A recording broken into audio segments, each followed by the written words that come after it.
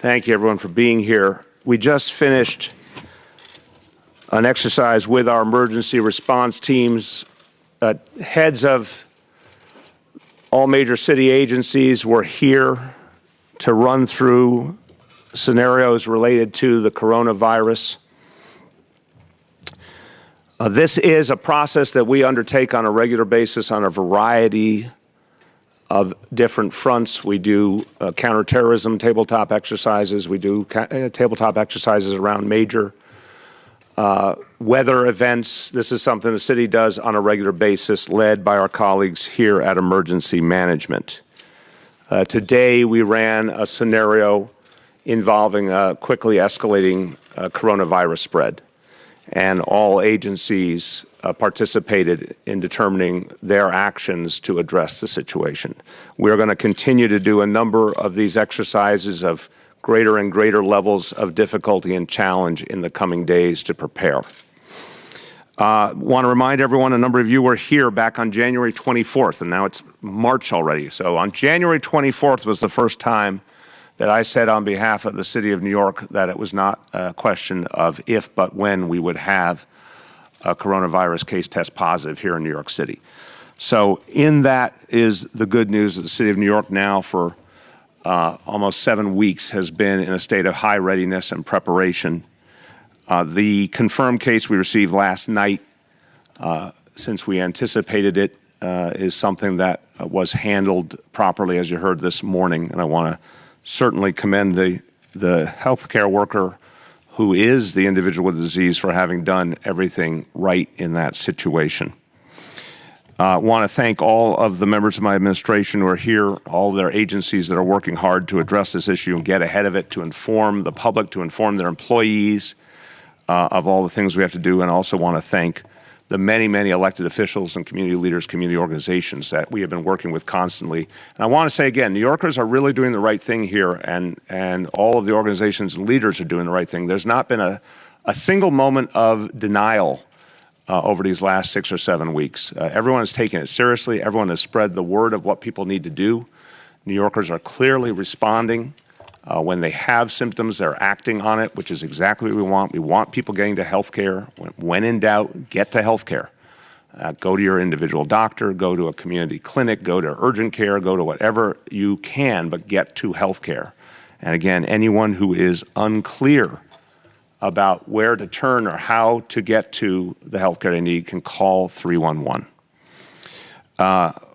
We do know, because our Department of Health has, and has been down this road many times, has the ability to track the exact interactions that anyone has had who contracts the disease. We do know from the disease detectives at the Department of Health that the individual in question had very, very limited contact with others, only serious contact with her husband, who we are waiting the test results on, and handled her visit to the hospital exactly right with the prior notice, and all things were handled properly there.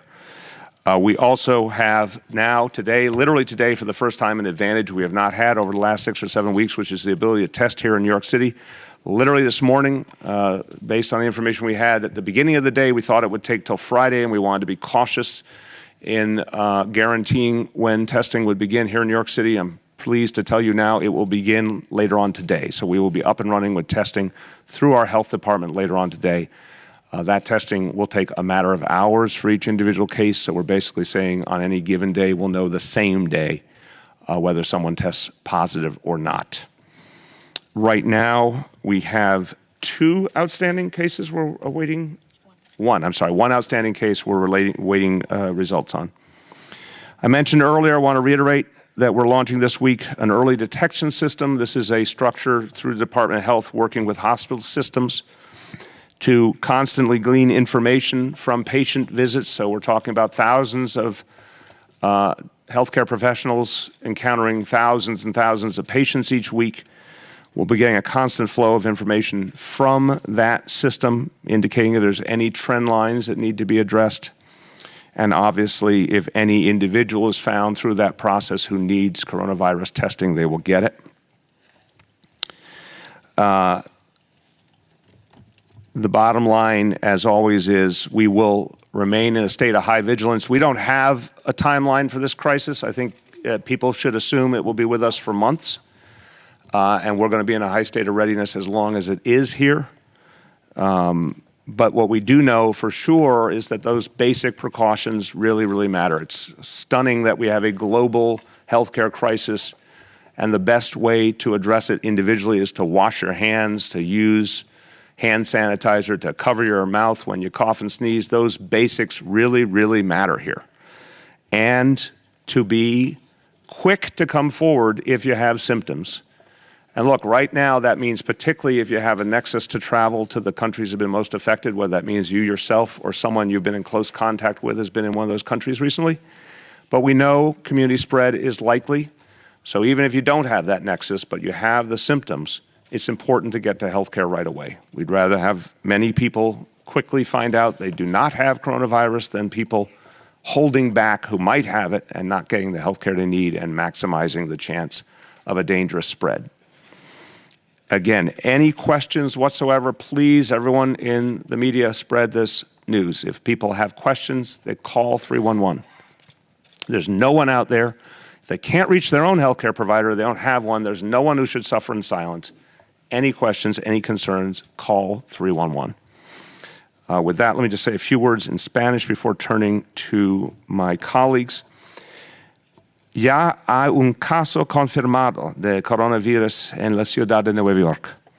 La ciudad se ha estado preparando para este día y estamos listos.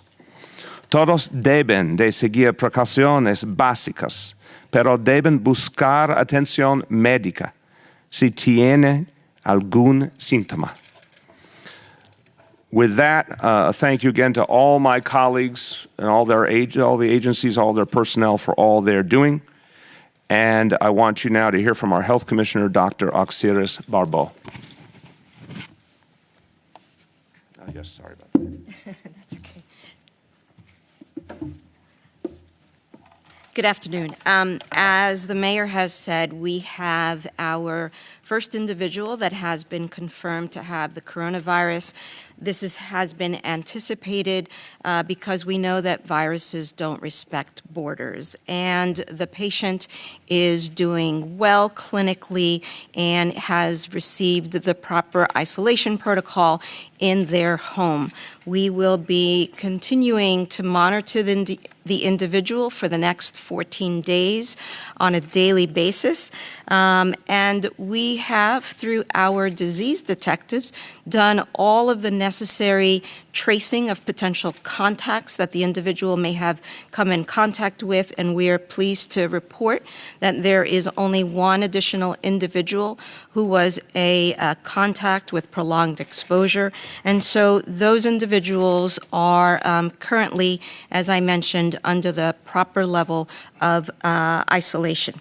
The other thing I want to just note is that with the ability to do on-site testing here in the city, we will be obviously increasing the capacity of our testing. But before I get to that, I want to just sort of remind New Yorkers that hearing this news of our first case, even though it was anticipated, could create a bit of anxiety for folks. And I want to just remind individuals that we are encouraging New Yorkers to go about their everyday lives and to practice the precautions that the mayor said with regards to hand washing, to regards to covering your nose and mouth when you sneeze or cough, and that if you are feeling ill and you have traveled to one of the countries that are now hotspots, if you will, across the globe, to call your doctor as quickly as possible. Don't delay. And that at the end of the day, our risk remains low and our preparedness remains high. And in terms of the height of our preparedness, with having city capacity to do our own lab testing, we are now going to be increasing the number of tests that we do. And one of the things that we will be kicking off today is in collaboration with 3 health systems, H&H, New York Presbyterian, and NYU, we will be starting what we're calling an early detection system for individuals who could potentially have coronavirus, because the idea is, as the mayor has already said before, we don't want people to go undetected. And this is an opportunity for us to take a deeper dive, leave no stone unturned in terms of identifying individuals who may have coronavirus. So again, it's an opportunity for us to leave no stone unturned. The other thing I want to remind New Yorkers is we're in the middle of a very rough flu season. I don't want New Yorkers to be in a situation where they may develop flu-like symptoms and they go through the anxiety of wondering, do I have the flu or could I possibly have coronavirus? This is a reminder, it's not too late to get your flu vaccine. We've been looking at data across the city, and I'm seeing roughly a 5% increase over last year in terms of the number of children that have received the flu vaccine, and that's good, but we can do better. And with regards to adults, on an average annual basis, less than half of New Yorkers get immunized against the flu. This is a time where you don't want to be caught in a situation, again, thinking, do I have the flu or could I possibly have coronavirus? The other thing I want to remind New Yorkers, and again, we are in a scenario where the risk to New Yorkers remains low, our preparedness is high. We want New Yorkers to be prepared. So, this is not the time to sort of delay on filling your prescriptions. We want to make sure that if you've got a prescription that needs to be refilled, you do it sooner rather than later. And then lastly, I want to also sort of draw special attention to the fact that what we have learned from the experience we're seeing across the globe is that 80% of the individuals who do develop coronavirus, COVID-19, have very mild symptoms, and that those who tend to have severe symptoms are the elderly and those with chronic underlying diseases. And so this is an opportunity for us to remind the seniors that we have in our lives that if they are feeling symptomatic, and by all means, if they've had a connection to travel, they should reach out to their doctors. But even without that connection to travel, we want to make sure that all of these routes are open and that there is no delay in care for them. And then lastly, to remind individuals in terms of having a chronic underlying illness, these can include asthma, diabetes, heart disease, but it also incorporates those individuals who may be smokers. So we want you, the folks who fall into these categories, to pay special attention. And again, if you've got meds that need to be refilled, this is the time to do it. I guess the last thing that I will say is that the messages that we've been giving in terms of hand washing continue to apply. This might be an opportunity to make alcohol-based hand sanitizer your new best friend if you don't have easy ongoing access to a water supply. And it may also be an opportunity to start practicing fist bumps, handshakes, or elbow handshakes. So thank you very much. There you go. We can model that. There you go. All right. We model good behavior. Thank you, Doctor. Our Emergency Management Commissioner, Deanne Criswell.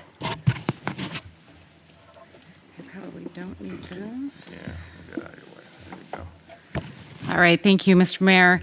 As you've heard today, we do have this first case of coronavirus, but this is something that we have prepared for, and the city is ready to tackle this virus head on.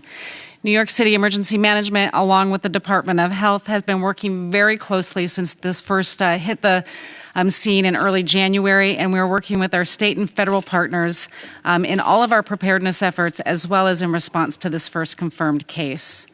Today's tabletop exercise really brought together all of our leading experts across the city, as well as officials from dozens of city agencies and our partners such as MTA and the Port Authority to continue our planning that has been ongoing long before this even arrived, and continue our response to prevent the spread of this virus.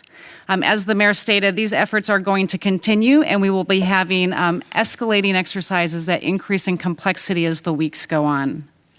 Building off of the work that has been ongoing for some time now, we also will be working to improve and expand on our long history of pandemic planning that New York City has already done. We have established several interagency crisis planning working groups. They started meeting yesterday or last week, and they will be focusing on containing the spread of the virus in the future. Plans are also in place for city agencies to maintain essential services, continuity of operations. What do we need to do to make sure our workforce can come to work, and what do we do if they can't? Emergency management and the health department have also conducted multiple calls with our private sector partners to address any concerns about the potential impacts of this virus. Additionally, we have engaged close to 800 organizations that are the city's partners in preparedness that focus on supporting organizations in preparing their employees, services, and facilities for emergencies. One of the big questions that we've had continually through this is our impacts to the supply chain. And so we have also been closely monitoring those impacts across the city. Right now, we've been tracking any resource concerns from city agencies, and as of right now, we have not received any concerns about current disruptions to the supply chain, but we are monitoring this very closely. Because we do have concerns over this, New York City Emergency Management is working very closely with the Department of Health as well as our state and federal officials to prioritize and coordinate the distribution of those high priority commodities such as N95 masks that we've heard so much about, and additional personal protective equipment. We also have direct line of communication with our state and federal partners, so as we find that we may be reaching critical levels of our resources, we can reach out to them to make sure New York City has what it needs. People should also go about, and as you've heard in closing here, people should go about their daily lives, remembering that the precautions that you would take during cold and flu season are the precautions that we would expect you to take today. As we continue to work through this first case and potentially future cases, the city is going to continue to work together to enhance our existing plans, to make sure we're monitoring our stockpile, and making sure that New Yorkers have what they need in order to respond to this. Thank you. Thank you, Commissioner.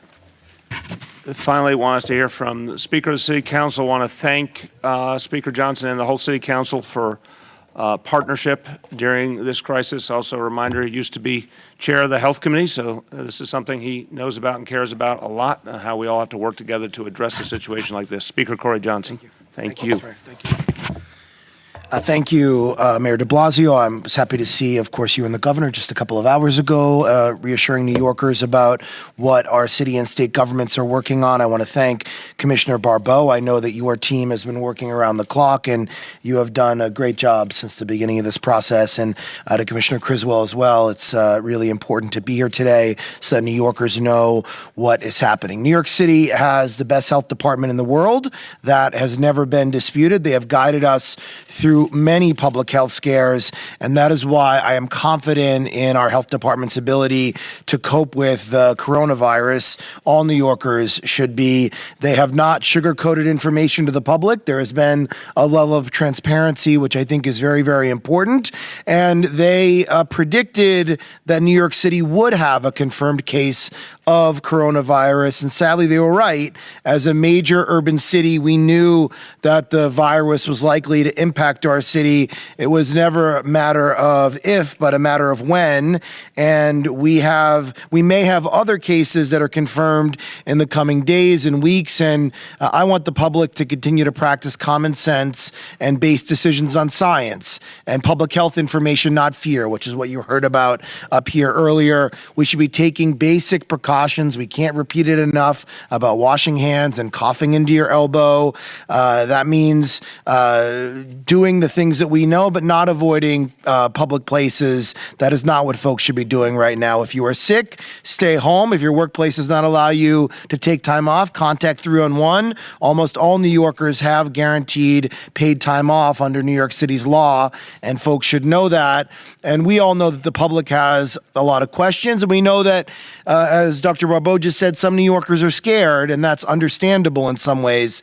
That is why the City Council has scheduled a public hearing for this Thursday to better inform New Yorkers about the coronavirus and measures we are taking in a coordinated way to be prepared and to keep everyone as healthy as possible. We look forward to asking sober questions, not hysterical questions, not crazy questions, but questions about the preparedness and the information that folks need to know in this moment that we're in and the level of preparedness that we're talking about today in maybe a more detailed and granular way. New Yorkers should be prepared, but no one should be panicking. And we are working closely with our partners, as you saw today, across the city and across the state, keep New Yorkers informed and safe. That's what New Yorkers should expect, and the council will be updating folks as we learn more. And lastly, I just want to say, in the last 6 weeks or so, we have seen, not in a widespread way, but we have seen, unfortunately, a level of xenophobia and racism that has come out at certain points. And that is completely and totally unacceptable. Diseases do not discriminate.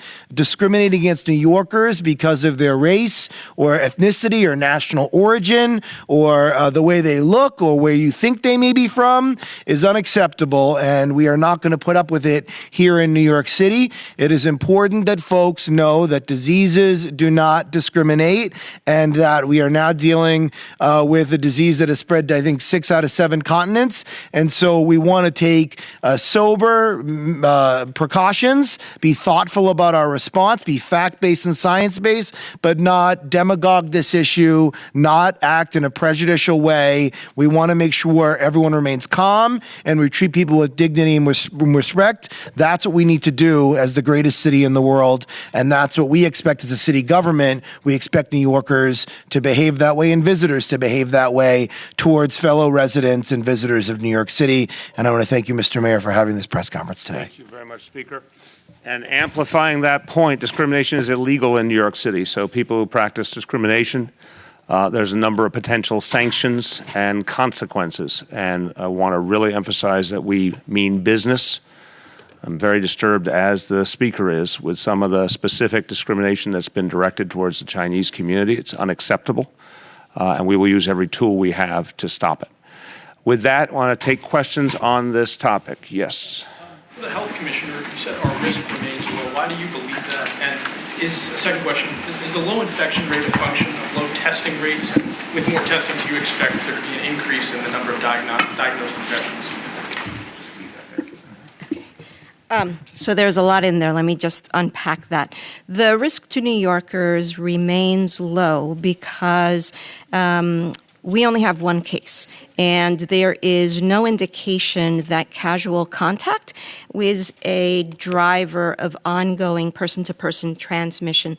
The other thing is that we have been focused on ensuring that we are in close communication with all of our healthcare providers so that when they see individuals who have traveled to any of the affected countries, they're incorporating a travel history into that history and physical. And then lastly, we've been fighting long and hard, led by the mayor's advocacy, to make sure that we have the testing capacity here in the city. So even though we hadn't had the capacity here in the city, it didn't delay diagnosing folks. But now, with the increase in person-to-person transmission that we're seeing in Washington State, California, Oregon, I think it's to be expected that we will have person-to-person transmission here. And so all of our efforts are directed at cutting that off as quickly as possible.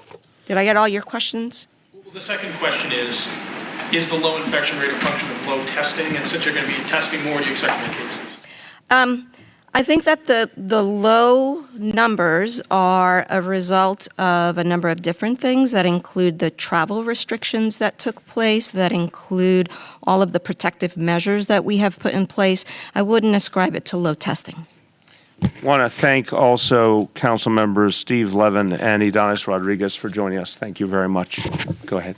Our administration has been working to connect immigrants, particularly undocumented immigrants, to care. How does that kind of play into this when we're looking at public charge, we're looking at ICE coming into hospitals? Right. How are you addressing immigrants who might be too afraid to be able to seek treatment at health hospitals or any other facility? First of all, thank you. Excellent and very important question. Please, everyone, report the truth. We do not ask documentation status in our public hospitals and clinics. We never have. We never will. Folks who need health care should be absolutely comfortable coming to get it. In fact, we are trying to ensure that they have ongoing health care. Any undocumented New Yorker has ongoing health care through our guaranteed health care plan, through NYC Care. And I think, without getting into the bigger issues of the day, this is an object lesson. As a nation, as a city, would we be more comfortable with folks who happen to be undocumented having regular health care and having their needs addressed quickly and well? Isn't that better for all of us, for our families too, and our neighborhoods too? Or do we think it's somehow better, more moral, more practical to have hundreds of thousands of people with nowhere to turn for health care? That's what it comes down to. So for anyone who contests why we provide health care to undocumented people, it's not only the morally right thing to do, it is absolutely the practical right thing to do, because exactly in cases like this, it maximizes the chance that people will get care when they need it, and we can deal with a crisis before it gets out of control. Is there anything that you're doing specifically, like any sort of specific action? Sure, a huge amount of outreach. My conscience is here. Come over here, Bita. A huge amount of outreach is being done right now through community organizations, community-based healthcare providers, et cetera, with a constant message to people that if you have symptoms, get to healthcare, and that it will be available to you regardless of your status, regardless of your ability to pay, I should say. And that's why, again, this central message, whoever you are, call 311 if you're not sure what to do. Our Immigrant Affairs Commissioner, Bita Mustafi. Thank you. And of course, I underscore everything that the mayor said and would just add in terms of what we've been doing to respond to public charge and to this particular crisis. We have a large network of community providers that we work with. We partner with community-based organizations to do specific engagement around NYC Care in communities and ensuring that people are connected to that service and know it's available. We've also trained our legal services providers on connection to NYC Care, and of course have had a citywide, systematic response to public charge with that same messaging. We don't care about your immigration status. We don't care about what language you speak. We want to make sure you get the care that you need and that you're informed to do so. We're taking additional steps with the particularly impacted communities that we work with who may have some of the travel history as well. Gloria, hold on. Gloria. I think the last time we were here, we talked about how the difficulty of testing for the virus. What has changed since, and can you walk us through what this testing looks like that will become available in the city today? Can I just make sure we're all speaking the same language? When we were first here, we didn't have the ability to test ourselves. So that's what you're getting to, right? Right. Okay. Go ahead. And obviously, Deputy Mayor, join in whenever. So the easy answer is the CDC shipped us the reagents that they needed to, and we're doing the same test that they were doing, but just doing it here. And what does a test look like? If someone's showing symptoms and they want to come in and be tested, what should they expect? So the procedure is when you go to your doctor, you present symptoms, they'll do a nasal swab, they'll test for the 26 most common viruses that may be accounting for your symptoms. Because remember, the likelihood of you having the flu is way higher than the likelihood of you having coronavirus. And so we want to rule that out first. Then we would take a similar sample, that swab, and send it to the public health lab for it to be run. So there's no blood work that needs to be done, nothing separate to what is currently done with regards to nasal swabs. Katie. This is a two-part question. There's a private school here in the city that is asking students who travel to some of the affected countries for February break to self-quarantine for 14 days. It's two-part. Would the Department of Education consider that for students who maybe travel during February break, or then even in the future for the upcoming spring break? And then the second part, I guess, is the admissions on that. If it becomes an issue, would you consider, especially for specialized schools, would you consider not using attendance just to encourage people to actually stay home if they are not? Fair questions. I think we're going to do this, as with everything in life, in stages. The exact reason we had this exercise today is to start running different scenarios. Again, there'll be higher and higher levels of difficulty in the coming days. Right now, how we would address school attendance issues and admissions and all that's over the horizon. We're not there yet. We're obviously going to take into account aberrant realities if we get there. The question of whether kids who traveled overseas should be handled differently, I think it's a fair question. That's an assessment we'll make in the next day or two. We have obviously not done that yet, but I think it is a fair question. We'll come back to you on that. Go ahead. About what is being done specifically at the city schools. I know that you talked about it this morning about your safety or cleaning protocols, right, et cetera. Look, I'll start, and if the chancellor wants to jump in, feel free.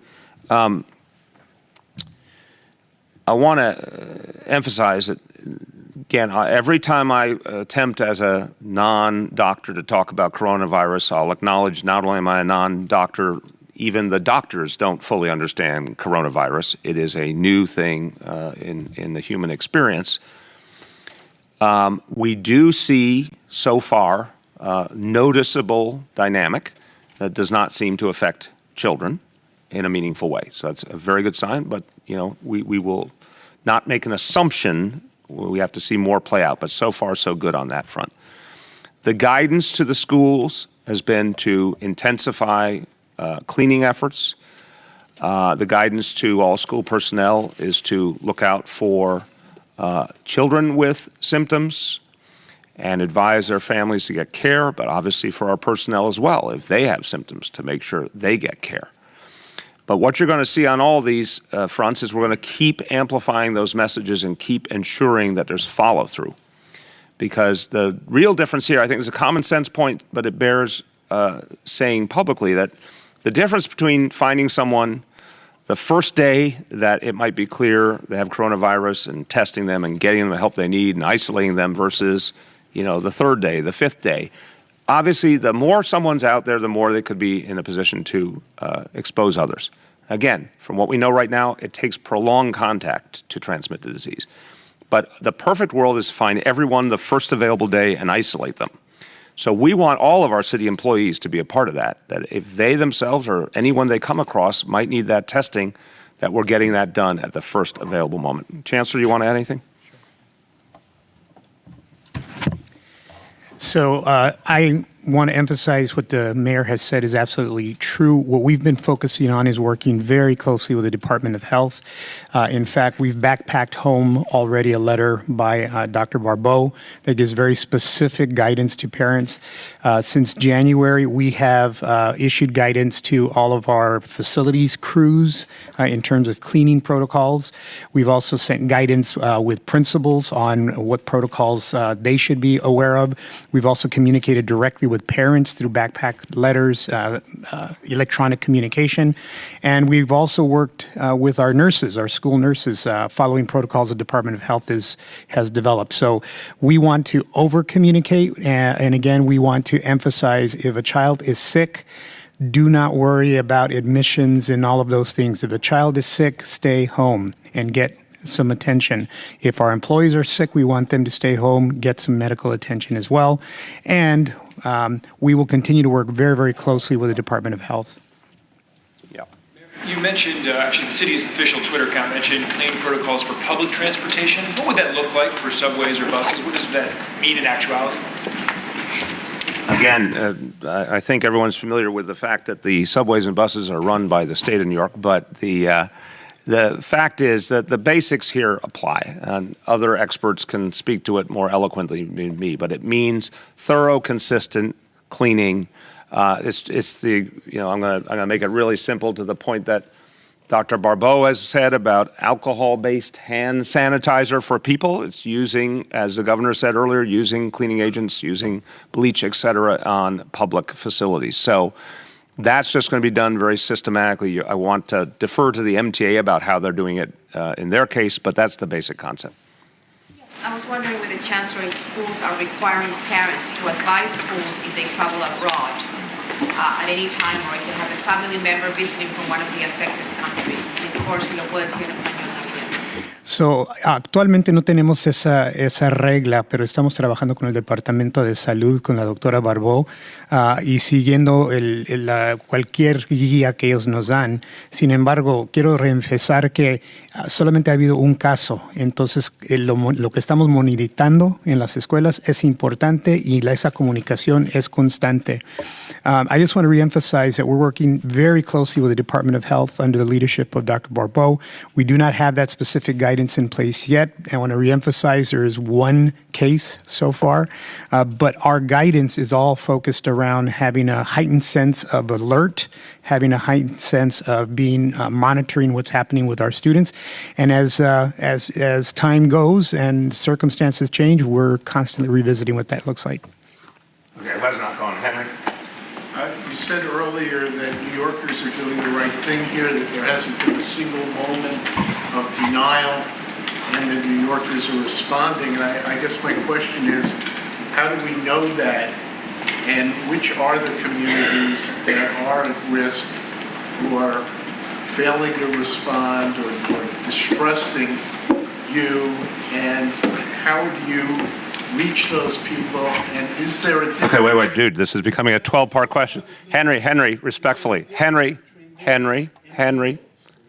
please, when I'm asking you guys, when I'm saying you're asking so many things, I can't follow it and answer it, it would really be dignified and decent and human if you'd recognize I'm speaking to you as a human being who's trying to communicate. If I can't follow your question, I can't answer your question. When I ask you to separate your questions and I loyally come back to you for the rest of your question, it is to get you a good answer. Please work with me. You said that New Yorkers are responding and that there's no denial. Correct. How do we know this? Facts, outcomes, product. That's how I'm judging. We've gone this whole way with consistent reporting of people going and getting health care, coming in with their symptoms, not holding back. The folks who came in for testing previously, those folks came forward. So now our grand total since day one of people under investigation is 11. Those 11 folks didn't hold back. They came forward. We have seen extraordinary outreach efforts. I've seen with my own eyes in communities. I particularly commend all of our colleagues in community organizations in Asian communities who have done a great job getting the word out, demystifying, telling people where they can get care.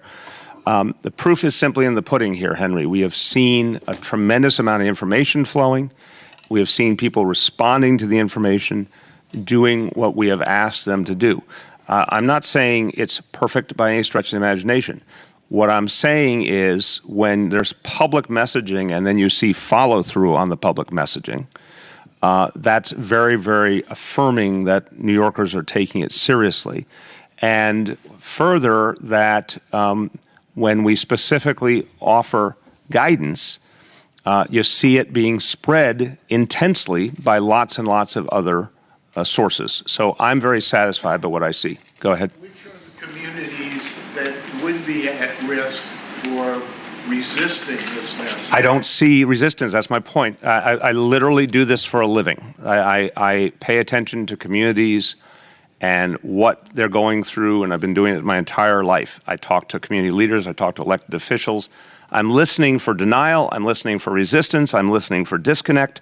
I'm not seeing any. I'm sure there's some somewhere, but if we thought there was a systematic problem, we would want to be all over it. So in other words, your question's a great question. If we saw it, we would be doubling down, but we're not seeing it. We're not seeing a place where there's some pushback or minimization or resistance. Now we'll do a few more. Barbara mentioned an early detection system. Can she elaborate a little more on what that means and how that works? So the early detection system builds on our existing flu monitoring system so that when a patient goes to a doctor and they have symptoms consistent with flu and the provider does a flu test, then those samples will also be tested for coronavirus. Can I piggyback on that? Can you talk about whether that system will have the triage places that I've heard talk about to put in hospitals to make sure you separate people from the rest of the population in the hospital? if you could talk about that in Spanish too, about this system. So the early detection system that we're talking about has only to do with the lab samples. It's not a part of the overall process that happens in hospitals. Para decirlo en español, el nuevo sistema de detección temprana incluye aumentando el sistema que tenemos para detectar influenza. So que en cualquier momento que un paciente se presente a su médico con síntomas de el flu, durante esa visita se le va a tomar una prueba para hacerle la detección de coronavirus. Jeff?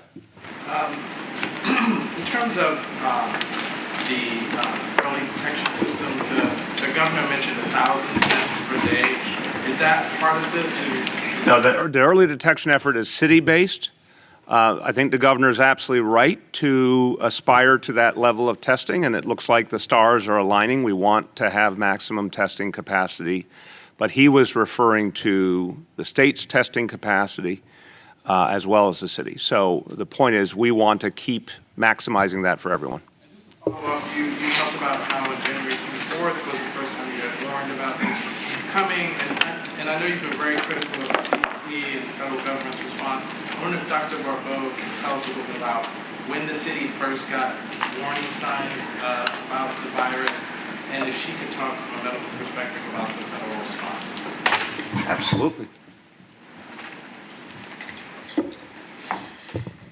So, coronavirus activity picked up in China in late December, and I think that there are many outlets through which we pay attention to what's going on in the world. We have sort of the graduate level of disease detectives that are on the lookout for what's happening globally. So we were already paying attention.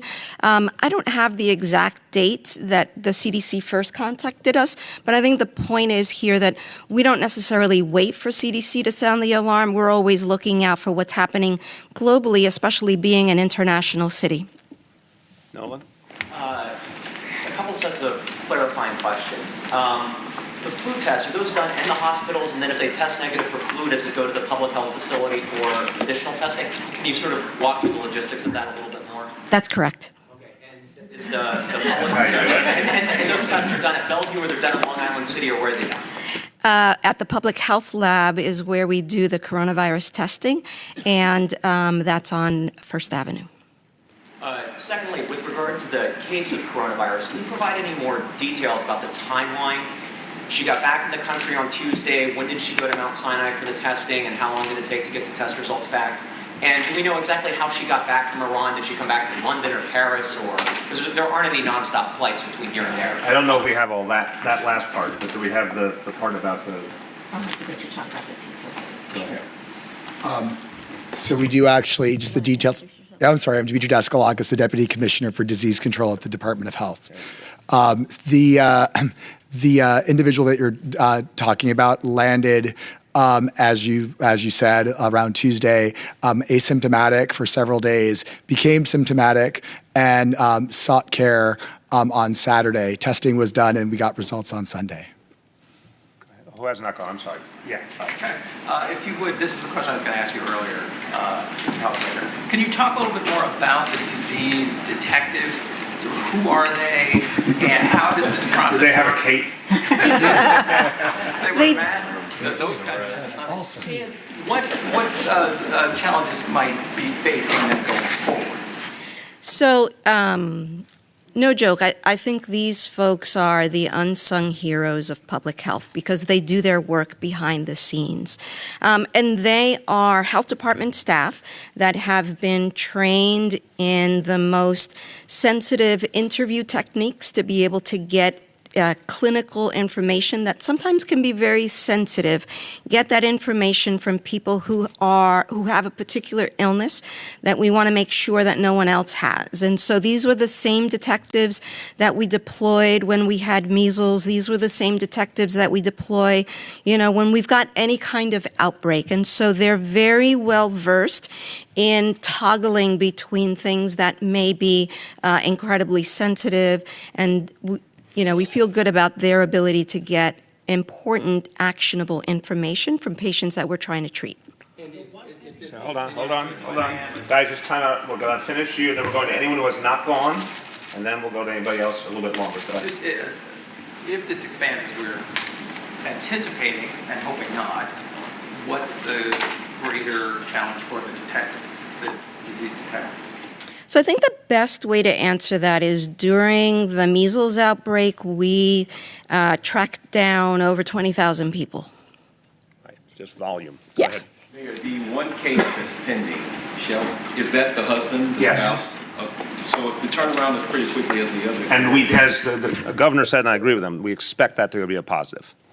Do we know how soon we can expect those results? Today, we think? Tomorrow. Hopefully later today. Thank you. Way back? Yep.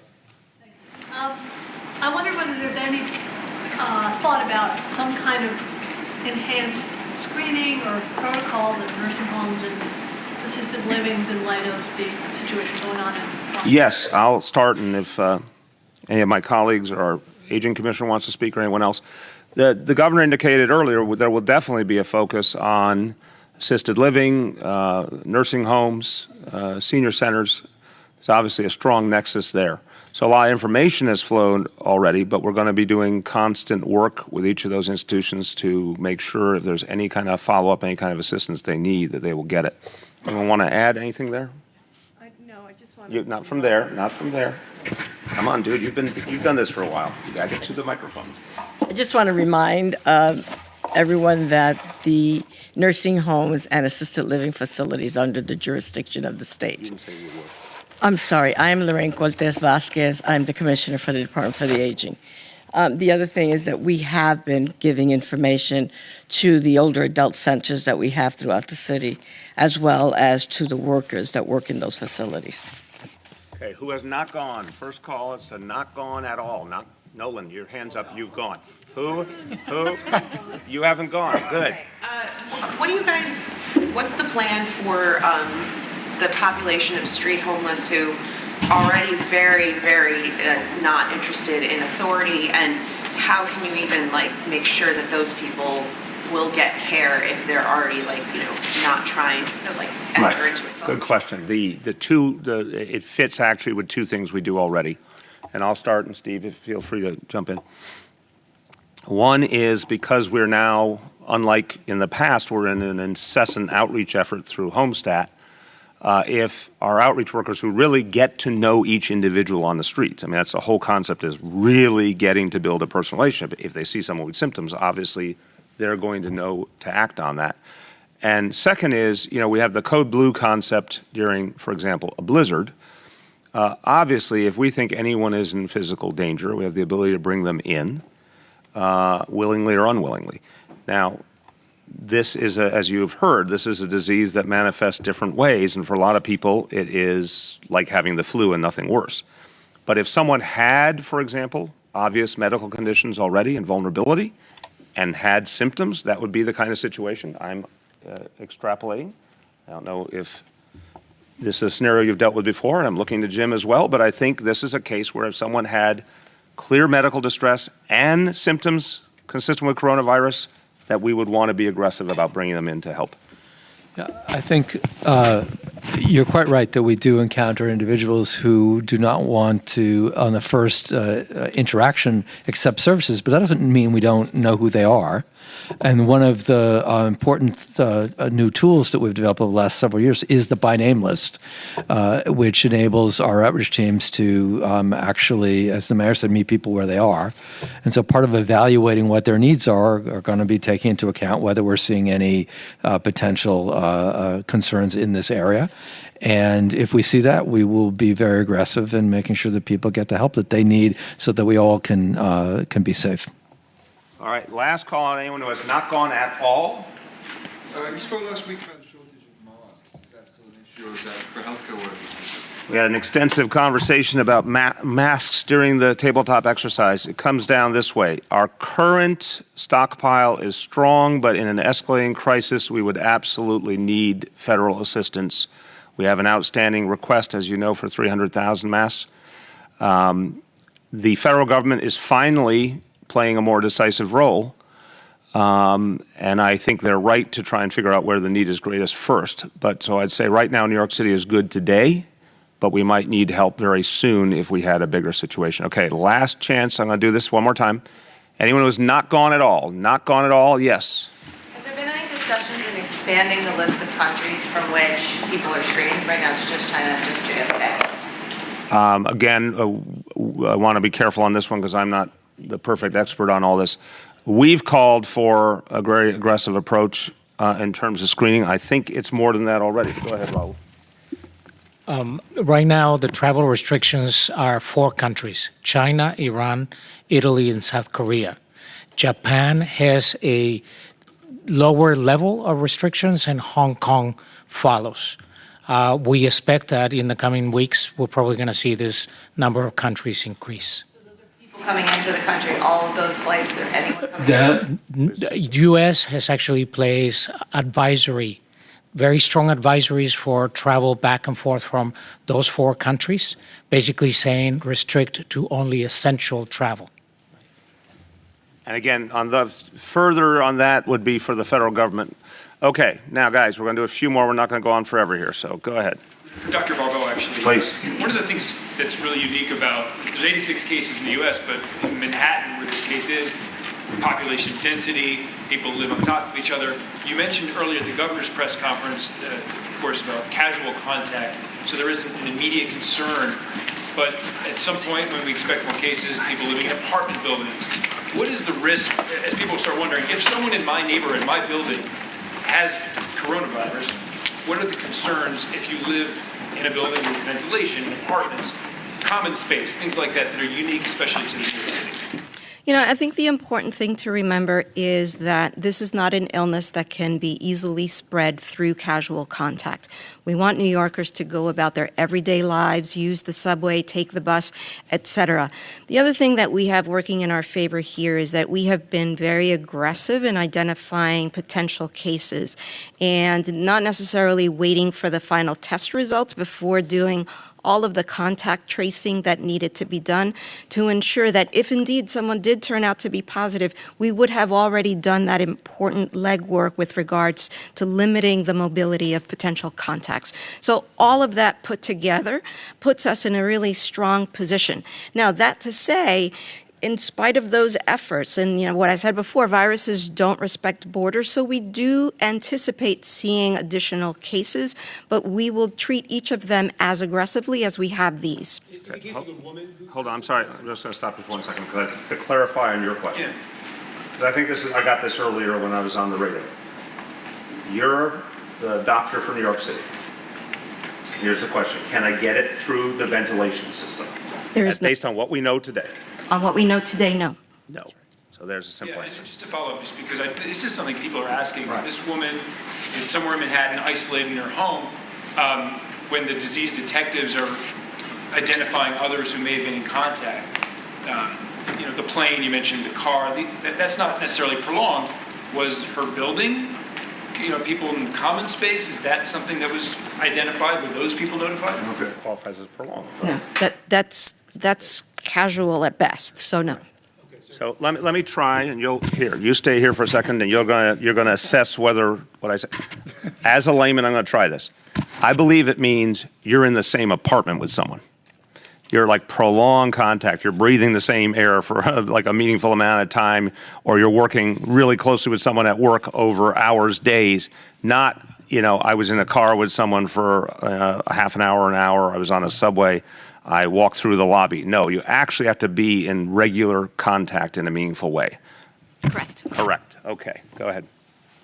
Yeah. Commissioner, could you please say that in Spanish? The casual contact and everything. En esta situación, la paciente se identificó tempranamente, o sea que se presentó al médico para hacerse la prueba. Durante la investigación determinamos que había solamente una persona que había tenido contacto prolongado y el neoyorquino que están viviendo en Manhattan, no hay riesgo adicional. Le estamos aconsejando que sigan usando el subway, que usen el bus. No hay riesgo en términos de contacto casual. E inclusive, ahora mismo con lo que se sabe del virus, no se puede transmitir por los edificios. There was a man in Miami who thought he had coronavirus. He went to the hospital. He insisted he get a flu test just to make sure and rule it out. He wound up having the flu. They made him, the hospital charged him like $3,000 to get that test done. Nice hospital. I know. So what I wanted to know was for people who, with the ACA going up to the Supreme Court, there's concern. Wait, you're blending here. What's your bottom line question? Question is, what are you doing with the hospitals to ensure that the cost isn't being shifted onto the patients? Okay. I think this is, I'm going to try and Alxiris or Raul, Mitch, anyone who wants to get in this. Look, if anyone comes to one of our facilities, everyone understands the ground rules. We're going to get people care no matter what. If people have insurance, we're going to use their insurance. But no one's being turned away. No one's being gouged. So if anyone is in doubt, they can always go to a public health care facility. But in terms of regular health care, I don't know about that case. I think it's fair to say that the healthcare community in the city, and you saw a lot of people at the press conference earlier, Greater New York Hospital Association, they're not trying to gouge people in the middle of a crisis. Someone comes in for a test, they're going to be treated the way they would for any other test. So it's a valid concern, but I don't see the healthcare community here doing something immoral like that. Just a quick follow-up, since you are working with two other hospitals beyond health and hospitals, how did you come to that conclusion to work with New York Presbyterian and NYU? And are there other hospitals that are coming into the mix? So that constellation of hospitals gives us a fairly comprehensive footprint of the city, and we will continue working with other hospital systems to bring them on board as well. Gloria? Ms. Mayor, if I may, Commissioner, si nos puede hablar en español en general, específicamente sobre el hecho de que hoy día la ciudad de Nueva York va a empezar a administrar el examen, y también si la comisionada Cortés podría hablar sobre la situación para las personas de la tercera edad, ya que se puede considerar que tal vez estén a mayor riesgo, y qué se hace en la ciudad específicamente para informarles a las personas de la tercera edad sobre el riesgo. Actualmente tenemos la capacidad de hacer la prueba diagnóstica para las personas que quizás tengan el COVID-19, el nombre de esta enfermedad. Y en adición, estamos colaborando con tres sistemas de hospital, el New York Presbyterian, el NYU y el H&H de la ciudad, para que cualquier paciente que se presente con síntomas quizás de coronavirus pueda obtener la prueba de coronavirus. Y eso empieza hoy. Para las personas mayores de Nueva York, le quiero decir que sí, hemos proveído mucha información sobre los centros de adultos y comunitarios a donde ellos van usualmente. Y además de eso, tenemos una línea que ellos pueden llamar, que se llama Aging NYC. Y pueden, 212, Aging NYC, pueden ahí a llamar a conseguir cualquier información que quieren en varios idiomas. What day did the infected woman become symptomatic? Is her husband currently symptomatic? This Saturday, right? Saturday? Saturday. Okay, and then second, would people sharing the same subway air be at risk, and how would the disease detective track it down? I'm going to try again as the layman, and I'm looking to the doctor to grade me. No, sharing subway air is not close contact. So again, in closed spaces, If you're in a subway car for an hour, you wouldn't be. again, we're going by what we know. You got to have prolonged contact with someone that would typically align to, for example, a family member in an apartment, not open context for a limited period of time. That's what we know today. So the doctor mentioned that smoking is actually one of the pre-existing conditions. Is vaping also in that category? If you're vaping electronic cigarettes or marijuana use, is that something that's also going to make you more predisposed to get this? So before I answer that, I want to go back to the question about the subway air. This is not transmitted like measles, where, someone with measles is in the room, 10 people who come into that room an hour after that person left can get measles. This is totally different, right? This is someone is ill and they have symptoms, having prolonged exposure to, not to be too graphic, but their secretions. So it's a very different scenario. In terms of the question that you just asked me, can you ask me one more time? Vaping. Vaping, oh, yeah. It's unclear. And the risk factor of smoking is the same risk factor that we call out when we advise individuals about the flu. But can I bring you back? I'm going to add to the question. Would we say if someone is vaping, they should beware, even though we don't know, it's unclear, but does it add caution or not? Absolutely. It's a good idea to add caution. Right. Yes. Take it seriously, yep. For everyone who's been reading about it in the papers and knows that there's a worldwide concern about the spread of this disease, can you explain to me a little bit how you guys make the determination that self-quarantine at home is sufficient, and how do you make sure people are actually respecting self-quarantines? To the family members, I'm sorry, because we're getting that question, if you're quarantined, what happened to your family members? Right. You need to move out and go somewhere else. Right. So, fair questions. I'll start, and Auxiliaries join in. Okay.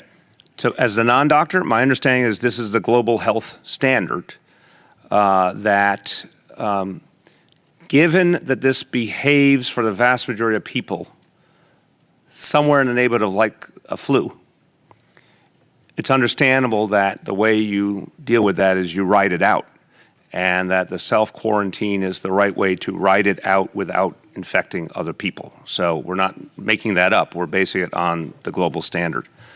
On the question of other folks, it's an excellent question. And again, as we're saying about the husband in the case we already have, where it's likely he will test positive, yes, if the rest of your family stays there, there is the risk of them contracting the disease, which means we would like to see the rest of the family not be in the same place with the person who's quarantining. And that could be done, by the way, you can do that within a single home or a single apartment. You can create separation. Either doctor or anyone want to speak to that? I think what the mayor said was right on in terms of the appropriate level of isolation depends on the apartment situation. I want to also just add that we have been working very closely with our sister agencies, the Office of Tenant Protections, the Commission on Human Rights, and we haven't come up against these issues yet, but we are, as the mayor said before, deploying all city agencies to contribute so that there isn't anyone who has any hesitation about coming forward. We will do anything and everything possible to make appropriate home isolation be as minimally painful as it is. Because, the reality of it is that any of us would have challenges staying in our apartments for 14 days. And so as part of our response, we're looking at the mental health needs of individuals. We're looking at a whole host of areas that we can provide support to make it as easy as possible for them to follow the instructions. Who's taking care of them? They are taking care of themselves. They're well enough to. So let me go back on the previous, and then we'll follow up on your question. So, to all my colleagues, and just want to give an order of the day here. 311 is central to this whole reality. If folks don't know how to properly self-quarantine, I want to make sure they can get that information through 311. If a family doesn't have a context where they can create separation, and we need to find a way to find other family members a place temporarily, you should be able to do that through 311. Whatever the outstanding issue, I want to make sure, so I'm saying this both to tell New Yorkers call 311, but I'm also telling the rest of the government, make sure 311 is up to this capacity immediately, and whatever we have to add in terms of personnel or training or follow-through mechanisms, we need to do that immediately. Because the best way to see this through is if people can very easily get the support and facilitation they need. Now, your question. I was just wondering about themselves, the couple that's being, Right. So, right. No, I want to, again, I think, guys, I want to just listen carefully on the part about what it is and what it isn't. So this couple's in their 30s. They happen to be healthcare professionals. If you had the flu, if you yourself had the flu, we wouldn't have a nurse there with you to see you through the flu. You would stay home and take some meds and you get through it. So the people who are in danger are the folks with those underlying medical conditions. For those folks, obviously we were talking about, in some cases, a higher level support, but in a lot of cases being in a hospital setting, obviously. So I think to really help people, anyone who's worried has every right to be worried. Anyone who's scared that this could turn into something much bigger has every right to be. But what we know essentially is the vast majority of people on earth who get this, they have it, they get through it, it's over. For a much, much smaller number of people, it is a greater danger, a greater problem. For a very small number of people, it can be fatal. We take that very, very seriously. So I think it's fair to say if you're in home isolation, it means you're dealing with the lesser version, and you can see it through on your own if you need to. Responders are preparing for this, if they have any special protocol, or if they have access to masks. Yeah, and Chief Monahan, Chief Sudnick participated, and if either of you want to come forward, feel free. The Chief Monahan's very shy. He may not want to speak. He's we're trying to get him to go one of those courses to be able to feel comfortable in public. There has been information given out to all our first responders. They are taking additional precautions already. And there is right now all the equipment we need to accommodate. But as we said, over the horizon in a bigger crisis, we're going to need more equipment. But we have what we need now. All right, we have a stockpile of masks, disinfectants, gloves that we gave out to all our PSA, transits, housing facilities. They're out there. We've given some protocol and conditions to our personnel when they respond to jobs, working with the fire department, EMS.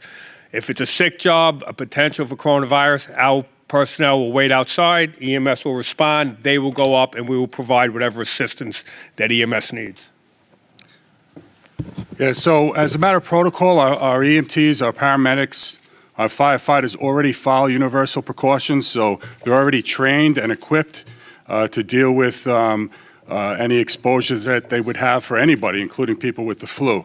Right now, we have a response protocol where if somebody calls 911 and reports either a fever or a cough, and they have traveled to one of the countries that we're talking about that are the at-risk countries, our EMTs, our paramedics, our firefighters will be notified that it's a potential fever, cough, travel incident, and they would take additional precautions, and that includes wearing N95 respirators, wearing gowns if necessary, and eye protection.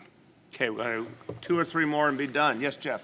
There's one outstanding test. How many are under investigation? That's the only one. It's the only one right now. Again, we predict a positive on that. Yes? Just can you give a sense of how much it costs for each test? I'll certainly have anyone who has an answer, but again, I'm going to have a blanket answer on everything cost going forward. The President of the United States said in his press conference that not only states but localities would be reimbursed. Take him at his word. Glad to hear him say it proactively. We are going to do whatever it takes to protect New Yorkers. That will be an ever-changing situation. So anytime we can give you a cost update, cost estimate, we will, but bluntly, we're in the middle of dealing with things. We're not totaling up the dollar figures each day. When we get to the end of the line, we will go for the appropriate federal reimbursement. Healthcare professional is kind of a wonky term. Can you give us any more idea of what they do? Are they surgeons? Are they pediatricians? That's all I got for you right now. Go ahead. Last call. And just one very nuts and bolts question. This patient that we've been talking about showed symptoms Saturday and was tested Saturday? That's what we understand, right? That is correct. Yes and yes. Okay, thanks everyone.